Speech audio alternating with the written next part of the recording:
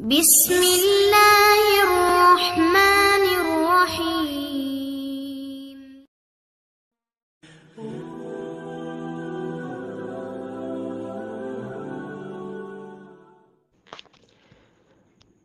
الحمد لله رب العالمين والصلاة والسلام على رسوله الكريم نبينا محمد بن عبد الله ومن تبعه بإحسان إلى يوم الدين أما بعد.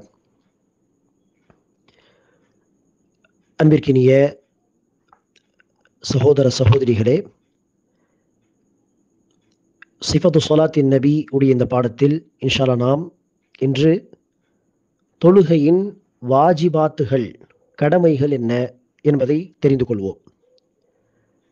அன்பிற்கினிய சகோதர சகோதரிகளே, வாஜிபாத்துகள் 8 அல்லது 9 விஷயங்களாக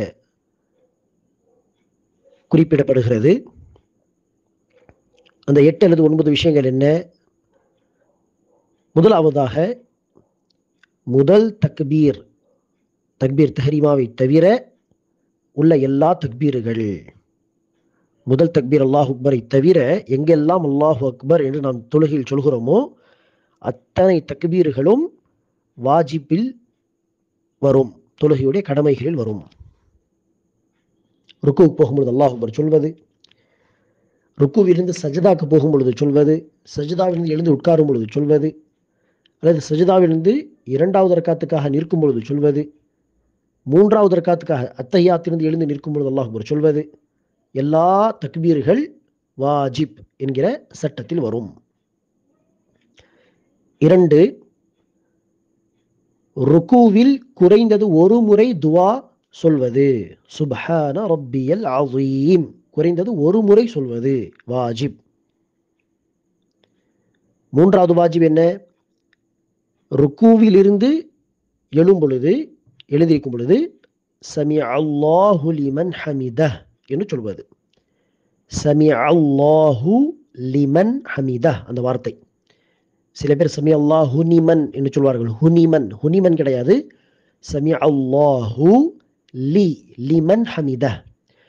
எனவே ருக்குவிலிருந்து எழும் பொழுது சமிஅ அல்லாஹு லிமன் ஹமிதஹ் என்று சொல்வது. இது 3. 4, ருக்குவிலிருந்து எழுந்து நின்ற பிறகு ரப்பனா வலக்கல் ஹம்த் என்று சொல்வது. இந்த துவா சொல்லும் பொழுது 4 வகையான வார்த்தைகள் உண்டு. 4இல் எது சொன்னாலும் போதுமானது இன்ஷா அல்லாஹ்.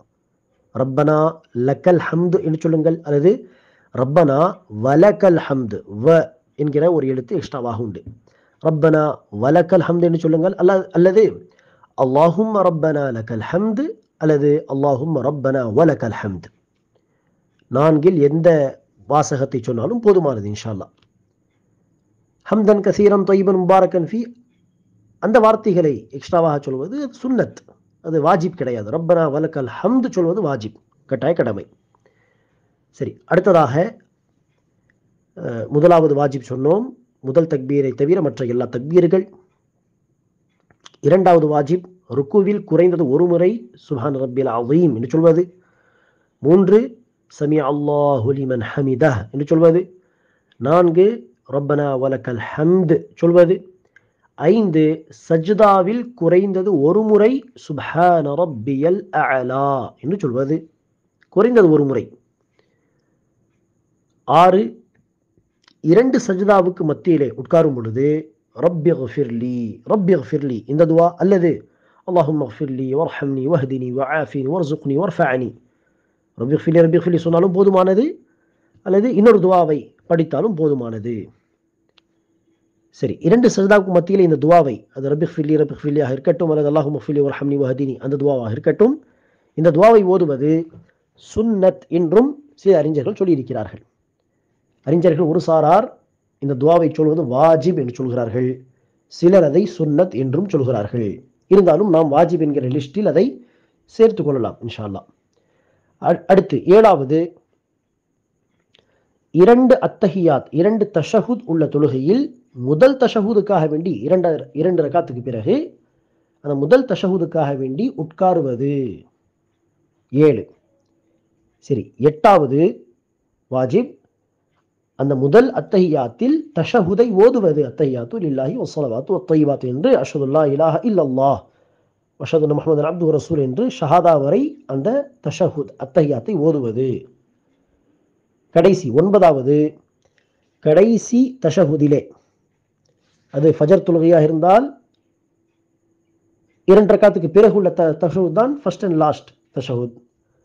மற்ற 4 தொழுகையில் அந்த 2வது தஷஹுத், கடைசி அமர்வு, சலாம் கொடுக்கக்கூடிய தஷஹுத், அந்த தஷஹுதிலே சலவாத்து ஓதுவது. அல்லாஹும்ம ஸல்லி அலா முஹம்மத் வ அலா ஆலி முஹம்மத் கமா ஸல்லைத அலா இப்ராஹீம் என்கிற இந்த சலவாத்தை ஓதுவது. இந்த சலவாத்தை நபி ஸல்லல்லாஹு அலைஹி வஸல்லம் அவர்கள் 2 தஷஹுத் உள்ள தொழுகையில் முதல் தஷஹுதில் ஓதியதாக எந்த ஒரு ஆதாரமும் இல்லை. எனவே முதல் தஷஹுதில் சலவாத்து ஓத வேண்டாம். மறந்து ஓதிவிட்டால் தவறில்லை, வேண்டும் என்று நினைச்சக்கூடாது, ஓதக்கூடாது. எண்ணில் ரசூல் அவர்கள் ஓதியதாக ஆதாரம் கிடையாது. கடைசி அமர்வில் தான் ரசூல் அவர்கள் சலவாத்து ஓதியிருக்கிறார். எனவே இந்த 8 வாஜிபாத்துகள், முதல் தக்பீரை தவிர மற்ற எல்லா தக்பீர்கள், ருக்குவில் குறைந்த ஒரு முறை துவா சொல்வது, ரப்பனா சமி அல்லாஹு லிமன் ஹமீதா சொல்வது, அடுத்து ரப்பனா லக்கல் ஹம்து சொல்வது, 5 சஜிதாவில் குறைந்தது ஒரு முறை துவா சொல்வது, 6 2 சஜிதாவுக்கு நடுவில் துவா சொல்வது, 7 முதல் அத்தஹியாத்துக்காக உட்கார்வது, 8 உட்கார்வது மட்டுமல்லாமல் அதில் அத்தஹியாத்து ஓதுவது, தஷஹுத் ஓதுவது, 9 கடைசி அத்தஹியாத்திலே அமர்விலே சலவாத்து படிப்பது. இது வாஜிபாத்து ஸலா, தொழுகையின் வாஜிபாத்துகள். சரி, வாஜிபாத்துடைய சட்டம் என்ன என்று கேட்டால், தெரிந்து வாஜிபை விடக்கூடாது, யாரும் விடமாட்டார்கள் இன்ஷா அல்லாஹ். ஆனால் மறந்து ஒரு வாஜிபை விட்டுவிட்டால் அதை செய்ய வேண்டிய அவசியமில்லை. மறந்த வாஜிபை செய்ய வேண்டிய, மீட்டெடுக்க வேண்டிய அவசியமில்லை. மறந்ததை அப்படி விட்டுவிட்டு தொழுகையின் இறுதியில் 2 சஜ்தா சஹூ செய்தால், தவறுக்கான அந்த 2 சஜ்தாவை செய்தால் போதுமானது. இதைதான் நபி ஸல்லல்லாஹு அலைஹி வஸல்லம் அவர்கள் ஹதீஸில் சொன்னார்கள், முதல் தஷஹுதை ஒருவர் மறந்து எழுந்து விட்டால், எழும்பொழுது ஞாபகம் வந்தால் உட்கார்ந்து விடலாம். ஆனால் எழுந்து நேராக நின்று விட்டால் உட்கார தேவையில்லை. தொழுகை தொடர்ந்து கடைசியில் சஜ்தா சஹூ செய்தால் போதுமானது என்று சொன்னார்கள். எனவே வாஜிபாத், இந்த 9 விஷயங்களுடைய சட்டம் என்ன? மறந்து விட்டுவிட்டால் அதை மீண்டும் செய்ய வேண்டிய அவசியம் இல்லை. மாறாக தொழுகையின் இறுதியில் அந்த தவறுக்கு 2 சஜ்தா பரிகாரமாக செய்தால் போதுமானது. உதாரணத்திற்கு, ஒருவர் ருக்கு போகும்போது அல்லாஹு அக்பர் சொல்லவில்லை, சொல்லாமலே ருக்கு போய்விட்டார். அல்லாஹு அக்பர் சொல்ல மறந்து விட்டாரே, இவர் எழுந்து நின்று அல்லாஹு அக்பர் சொல்லிவிட்டு மறுபடியும் ருக்கு போக வேண்டுமா என்று கேட்டால் இல்லை, தேவையில்லை. சொல்லாமல் போனதுக்கு கடைசியில் சஜ்தா சஹூ செய்தால் போதும். ஒருவர் ருக்கு செய்கிறார், ஆனால் ருக்குவில் துவாவை ஓதவில்லை, மறந்து விட்டார், ஏதோ ஒரு நினைவில்லை, சமி அல்லாஹு லிமன் ஹமீதா எழுந்த பிறகுதான் ஞாபகம் வருகிறது, ருக்குவில் துவாவை சொல்லவில்லையே என்று சொன்னால் மீண்டும் ருக்கு செய்து துவா ஓத வேண்டிய தேவையில்லை. மாறாக தன்னுடைய தொழுகையை தொடரலாம், கடைசியில் சஜ்தா சஹூ செய்தால் போதும். இதைதான் ஒவ்வொரு வாஜிபுடைய சட்டம். எனவே இது வாஜிபாத்துகள். ஆனால் ருக்குன், அர்கான்களில் நாம் என்ன சொல்லியிருக்கிறோம்? விட்ட ருக்குனை மறந்து விட்டாலும் அதை மீட்டெடுக்க வேண்டும், மறந்ததை செய்ய வேண்டும், அடுத்து சஜ்தா சஹூ செய்ய வேண்டும் என்று சொன்னோம். ஆனால் வாஜிபாத்தில் இந்த சட்டம் இல்லை. இதில் தான் இந்த டிஃபரன்ஸ், ருக்குனுக்கும் வாஜிபுக்கும் உள்ள டிஃபரன்ஸ் நமக்கு தெளிவாகிறது. அடுத்தபடியாக 3வது கேட்டகரி தான் தொழுகையின் சுன்னத்துகள். அர்கான் என்கிற அந்த பட்டியலில், வாஜிபாத் என்கிற அந்த பட்டியலில் எதெல்லாம் வரவில்லையோ எல்லாமே தொழுகையின் சுன்னத்துகள். அது கையை உயர்த்துவது, கை கட்டுவது, ஆரம்ப துவா அல்லாஹும்ம பாஇத் பைனி அல்லது சுப்ஹானக அல்லாஹும்ம பிஹம்திக தபாரக அஸ்முக என்று ஓதுவது, சூரத்துல் ஃபாத்திஹாவுக்கு பிறகு ஆமீன் சொல்வது அல்லது ஆமீன் சொன்ன பிறகு துணை சூரா ஓதுவது, எல்லாமே சுன்னத்துகள். இன்ஷா அல்லாஹ் அந்தந்த இடத்தில் நாம் அந்த சுன்னத்துகளை குறித்து பேசுவோம். ஆனால் அர்கான், வாஜிபுகள் என்ன என்பதை தெளிவாக நீங்கள் ஆரம்பத்திலே புரிந்து கொள்ள வேண்டும். இந்த 2 பட்டியலில் எதெல்லாம் வரவில்லையோ எல்லாமே தொழுகையின் சுன்னத்துகளில் உள்ளடங்கும். அந்த சுன்னத்துகளுடைய சட்டம் என்ன என்று கேட்டால், சுன்னத்தான ஒரு காரியத்தை நீங்கள் செய்யுங்கள், கடைபிடியுங்கள். மறந்து விட்டு விட்டால் சஜதா சஹுவும் செய்ய தேவையில்லை, மறந்ததை மீட்டெடுக்க வேண்டிய தேவையும் இல்லை. உதாரணத்திற்கு ஒருவர் ஆரம்ப துவாவை மறந்து விட்டார். உதாரணத்திற்கு அல்லாஹு அக்பர் கை கட்டிய பிறகு அவுது பில்லாஹி மினஷ் ஷைத்தானிர் ரஜீம் பிஸ்மில்லாஹிர் ரஹ்மானிர் ரஹீம் என்று அல்ஹம்துலில்லாஹி ரப்பில் ஆலமீன் சூரத்துல் ஃபாத்திஹா ஓத ஆரம்பித்து விட்டார். ஆரம்ப துவா படிக்கவில்லை என்று சொன்னால் குற்றம் கிடையாது இன்ஷா அல்லாஹ். அதை மீண்டும் படிக்க வேண்டிய அவசியமும் இல்லை, கடைசியில் சஜதா சஹு செய்ய வேண்டிய கட்டாயமும் கிடையாது. இதுதான் சுன்னத்தான விஷயங்களுடைய சட்டம். சரி, அர்கான் அல்லது வாஜிபாத்துகளில் ஏதாவது விட்டால் சஜதா சஹு செய்ய வேண்டும் என்கிற ஒரு சட்டத்தை சொல்லியிருக்கிறோமே, அதற்காக சஜதா சஹு சம்பந்தமாக சுருக்கமாக இங்கு நான் சொல்கிறேன். வாய்ப்பு கிடைத்தால் இன்ஷா அல்லாஹ் மீண்டும் சஜதா சஹு சம்பந்தமாக சிஃபத்து ஸலாத்தின் நபியுடைய நூலில் அதற்குரிய டாபிக் வரும்பொழுது இன்ஷா அல்லாஹ் மீண்டும் நாம் தெரிந்து கொள்வோம். இங்கு சுருக்கமாக அதனுடைய சட்டம் சொல்வதாக இருந்தால் சஜதா சஹு, சுஜூது சஹ்வி, சஜ்தத்து சஹ்வி என்று சொன்னால் தவறு கான சஜதா, மறதி கான சஜதா என்று அர்த்தம்.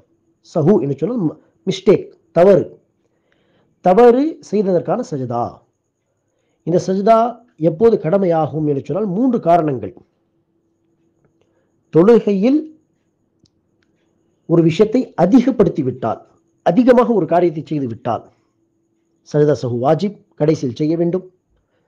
2, செய்ய வேண்டிய ஒரு காரியத்தை குறைத்து விட்டால், உதாரணத்திற்கு வாஜிபான ஒரு காரியத்தை மறந்து விட்டு விட்டால், குறைத்து விட்டால் சஜதா சஹு செய்ய வேண்டும் அவசியம். 3வது, தொழுகையில் சந்தேகம் ஏற்பட்டாலும் சஜதா சஹு செய்ய வேண்டும். 3க்கும் ஒவ்வொரு எக்ஸாம்பிள் பார்க்கலாம் இன்ஷா அல்லாஹ். முதலாவது விஷயம் என்ன, சட்டம் என்ன, தொழுகையில் செய்யக்கூடாத ஒரு காரியத்தை மறதியில் கூடுதலாக செய்துவிட்டால், வேண்டுமென்றே ஒரு காரியத்தை கூட்டிவிட்டால் அது பிதஅத்.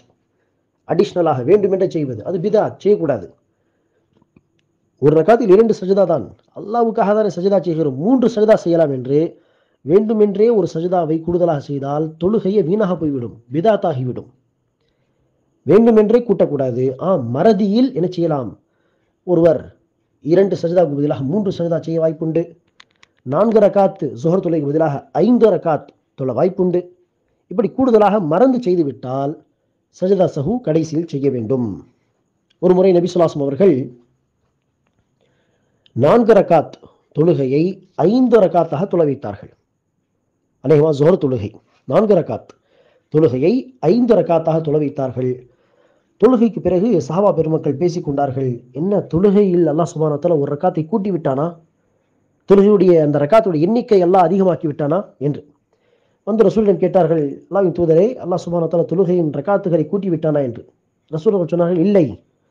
சஹாபா சொன்னார்கள், நீங்கள் 5 ரக்காத் தொழ வைத்தீர்கள் யா ரசூலல்லாஹ் என்று சொன்ன பிறகு நபி ஸல்லல்லாஹு அலைஹி வஸல்லம் அவர்கள் திரும்பி உட்கார்ந்து, கிபிலாவை நோக்கி திரும்பி உட்கார்ந்து சஜதா சஹு செய்ய சொன்னார்கள். 2 சஜதா எல்லோரும் செய்தார்கள். அடுத்து ரசூல் அவர்கள் சலாம் சொன்னார்கள். என்னை பாருங்கள், கூடுதலாக ஒரு ரக்காத்தை தொழ வைத்து விட்டார் ரசூல் அவர்கள். அதற்கு சஜதா சஹு மட்டும் செய்தால் போதுமானது. சில பள்ளிகளில் பார்க்கிறோம், இமாம் மறந்து 5 ரக்காத் தொழ வைத்து விட்டால் தொழுகைக்கு பிறகு முசல்லிகள் பின்னால் இருக்கக்கூடியவர்கள் 5 ரக்காத் தொழ வைத்தீர்கள் என்று சொன்ன பிறகு மீண்டும் 4 ரக்காத்தை முழுமையாக தொழுவார்கள். தேவையே இல்லை, மீண்டும் தொழ வேண்டிய அவசியமே கிடையாது. சஜதா சஹு செய்தால் போதுமானது. சரியா? இது ஒரு சட்டம். 2வது சட்டம் என்ன சொன்னோம், செய்ய வேண்டிய ஒரு வாஜிபை குறைத்து விட்டால், சரி ருக்கூனை குறைத்து விட்டால் அந்த ருக்கூனை செய்துதான் சஜதா சஹு செய்ய வேண்டும். வாஜிபை மிஸ் செய்து விட்டால், விட்டுவிட்டால் சஜதா சஹு மட்டுமே செய்தால் போதும் என்று நாம் சொல்லியிருக்கிறோம். அதற்கான ஒரு உதாரணம் என்ன, நபி ஸல்லல்லாஹு அலைஹி வஸல்லம் அவர்கள் லுஹர் அல்லது அஸர் தொழுகையை ஒரு முறை நினைச்சார்கள், 2 ரக்காத் தொழ வைத்து சலாம் சொல்லிவிட்டார்கள். 2 ரக்காத்துக்கு பிறகு தஷஹுதில் உட்கார்ந்து சலாம் சொல்லிவிட்டார்கள். 3வது 4வது ரக்காத்தை மறந்து விட்டார். தொழுகைக்கு பிறகு சஹாபா பெருமக்கள் பயந்தார்கள் ரசூலிடம் கேட்பதற்கு. ஆனால் அவர்களுக்கு மத்தியில் பேச்சு, என்ன தொழுகை அல்லாஹ் சுப்ஹானஹு வ தஆலா சுருக்கி விட்டானா, 4 ரக்காத்தை 2 என்று சுருக்கி விட்டானா என்று. அப்போது ஸுல் யதைன் என்கிற ஒரு நபித்தோழர், ஸுல் யதைன், அவர் முன் வந்து ரசூலிடம் சொல்கிறார்கள், அல்லாஹ்வின் தூதரே, அல்லாஹ் சுப்ஹானஹு வ தஆலா தொழுகையை சுருக்கி விட்டானா? நபி ஸல்லல்லாஹு அலைஹி வஸல்லம் சொன்னார்கள், இல்லை, சுருக்கவில்லையே. இந்த பதிலை கேட்டவுடன் உறுதியாகிவிட்டது, ரசூல் தான் மறந்து விட்டார்கள் என்று. எனவே அவர் சொன்னார்கள், யா ரசூலல்லாஹ், அப்படி என்றால் நீங்கள் 3வது 4வது ரக்காத் தொழ வைக்க மறந்து விட்டீர்கள். நபி அவர்கள் சொன்னார்கள், அல்லாவும் சுருக்கவில்லை, நானும் மறக்கவில்லை, சரியாக தான் தொழ வைத்தேன். ரசூலுக்கு என்ன பட்டதோ அதை சொன்னார்கள். அதற்கு அந்த சஹாபி துல்யதை, இல்லை யா ரசூலல்லாஹ், நீங்கள் மறந்து விட்டீர்கள் என்று 1க்கு 2 முறை அந்த சஹாபி அழுத்தமாக சொல்ல ரசூலுக்கு அடுத்த சந்தேகம் வந்தது. மற்ற சஹாபாவை பார்த்து, அஸ்ஸதக துல்யதைன், துல்யதைன் சொல்வது சரிதானா? மற்ற சஹாபாக்கள், ஆம் யா ரசூலல்லாஹ், துல்யதைன் சொல்வது சரிதான், நீங்கள் 2 ரக்காத் தான் தொழ வைத்தீர்கள் என்று சொல்ல, சரி அப்படியா, நானும் ஒரு மனிதன் தான், சில சமயம் இப்படி மறதி ஏற்படும், மறந்து விட்டால் நீங்கள் நினைவூட்டுங்கள் என்று சொல்லிவிட்டு அடுத்து நபி ஸல்லல்லாஹு அலைஹி வஸல்லம் அவர்கள் 3வது ரக்காத் 4வது ரக்காத்தை தொழ வைத்து சஜத சஹூம் செய்து தொழுகை முடித்தார்கள். இங்க பாருங்கள், ருக்குனை விட்டால் ருக்குனை செய்ய வேண்டும், அடுத்துதான் சஜத சஹூ. சரி, வாஜிபான ஒரு விஷயத்தை விட்டு விட்டால், குறைத்து விட்டால் சஜத சஹூ. அதற்கு எக்ஸாம்பிள் என்ன, உதாரணம் என்ன, ஏற்கனவே நாம் சொல்லியிருக்கிறோம். நபி ஸல்லல்லாஹு அலைஹி வஸல்லம் அவர்கள் சொன்னார்கள், உங்களில் ஒருவர் முதல் தஷஹுதை மறந்து 3வது ரக்காத்துக்காக நின்று விட்டால், நேராக நின்று விட்டால், அவர் மீண்டும் உட்கார வேண்டாம், தஷஹுதுக்காக தன்னுடைய தொழுகையை முடித்துக் கொள்ளட்டும், சஜத சஹூ செய்தால் போதும் என்று சொன்னார்கள். சரி, 3வது சட்டம் என்ன, சந்தேகம், தொழுகையில் சந்தேகம் ஏற்பட்டாலும் சஜத சஹூ செய்வது அவசியம். சந்தேகம் ஏற்பட்டால் என்பதற்கு என்ன உதாரணம், ஒருவர் 4 ரக்காத் தொழுது விட்டார், 4வது ரக்காத்தில் இருக்கும் பொழுது, உதாரணத்திற்கு இஷா தொழுகை 4வது ரக்காத்தில் இருக்கும் பொழுது அவருக்கு சந்தேகம் வருகிறது, இது 4வது ரக்காத்து தானா அல்லது 3வது ரக்காத்தா? இப்படி சந்தேகம் வந்தால் என்ன செய்வது? ரசூலே ஹதீஸில் சொல்லியிருக்கிறார், 4ஆ 3ஆ என்ற சந்தேகம் வந்தால் 3 என்று எண்ணிக்கொள்ளட்டும், எழுந்து இன்னொரு ரக்காத்தை தொழுது கொள்ளட்டும். அது உண்மையிலேயே 3வது ரக்காத்தாக இருந்தாலும் தொழுகை சரியாகிவிடும். அல்லது 4வது ரக்காத்தில் நின்று கொண்டு அவருக்கு இந்த சந்தேகம் வந்தால் இன்னொரு ரக்காத் தொழுது, அது 5 ரக்காத்தாக போனாலும் பிரச்சனை இல்லை, ஆனால் தொழுது விட வேண்டும். எனவே எண்ணிக்கையில் சந்தேகம் வந்தால் குறைந்ததை அடிப்படையாக வைப்பது. 2 சஜதா ஒருவர் செய்கிறார், 2வது சஜதாவில் இருக்கும் பொழுது சந்தேகம் வருகிறது, இது 2வது சஜதாவா அல்லது ஃபர்ஸ்ட் சஜதாவா? எழுந்த பிறகு சந்தேகம் வருகிறது, 2 சஜதா செய்து விட்டேனா அல்லது ஒரே ஒரு சஜதா செய்தேனா என்று சந்தேகம் வந்தால் ஒரு சஜதா என்று எண்ணிக்கொண்டு இன்னொரு சஜதா செய்துவிட வேண்டும்.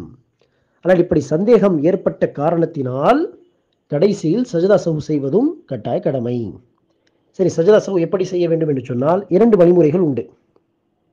ஒரு வழிமுறை, சலாம் சொல்லி தொழுகை முடித்துவிட்டு அல்லாஹு அக்பர் ஒரு சஜதா, அந்த சஜதாவில் நார்மல் துவா சுப்ஹான ரப்பியல் ஆலா சொல்லிவிட்டு எழுந்து உட்கார்ந்து 2வது சஜதா, 2வது சஜதாவிலிருந்து எழுந்து உட்கார்ந்து மீண்டும் அஸ்ஸலாமு அலைக்கும் வரஹ்மத்துல்லாஹ், அஸ்ஸலாமு அலைக்கும் வரஹ்மத்துல்லாஹ், இப்படி சலாம் சொல்லி தொழுகையை முடித்து 2 சஜதா சஹூ செய்து மீண்டும் சலாம் சொல்வது, இது ஒரு வழிமுறை.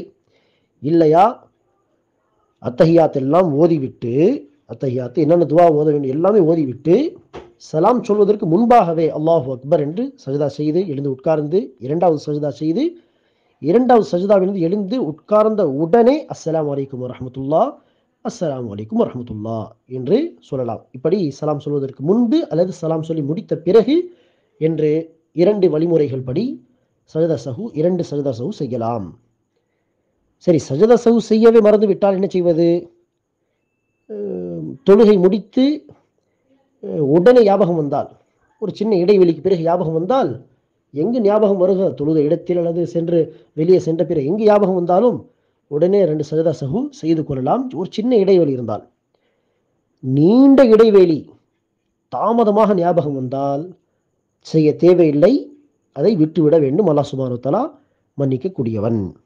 இன்ஷா அல்லாஹ் அடுத்த வகுப்பிலே நாம் சிஃபத்து ஸலாத்தின் நபியில் உள்ள அடுத்த தலைப்பு, அதாவது தக்பீரிலிருந்து இன்ஷா அல்லாஹ் நம்முடைய பாடங்களை பார்க்கலாம். அடுத்து வரிசையாக தக்பீர், சூரத்துல் ஃபாத்திஹா ஓதுவது, ஆரம்ப துவா ஓதுவது, சூரத்துல் ஃபாத்திஹா, துணை சூரா என்று தர்த்தீபாக வரிசையாக ஷேக் அவர்கள் அந்த நூலை கொண்டு போவார்கள். ஆனால் நாம் ஆரம்பத்திலே அந்த தொழுகையுடைய காரியங்களில் அர்கான் எது, வாஜிப் எது என்று தனியாக நாம் பார்த்து விட்டோம். அதை கவனத்தில் கொண்டு அந்த பாடங்களை நாம் அடுத்து கவனிக்க வேண்டும். அல்லாஹ் சுப்ஹானஹு வ தஆலா அனைவருக்கும் மார்க்க கல்வியை தொடர்ந்து தேடக்கூடிய பாக்கியத்தை தருவானாக. ஆமீன். வாஹிரு தஅவானா அல்ஹம்துலில்லாஹி ரப்பில் ஆலமீன்.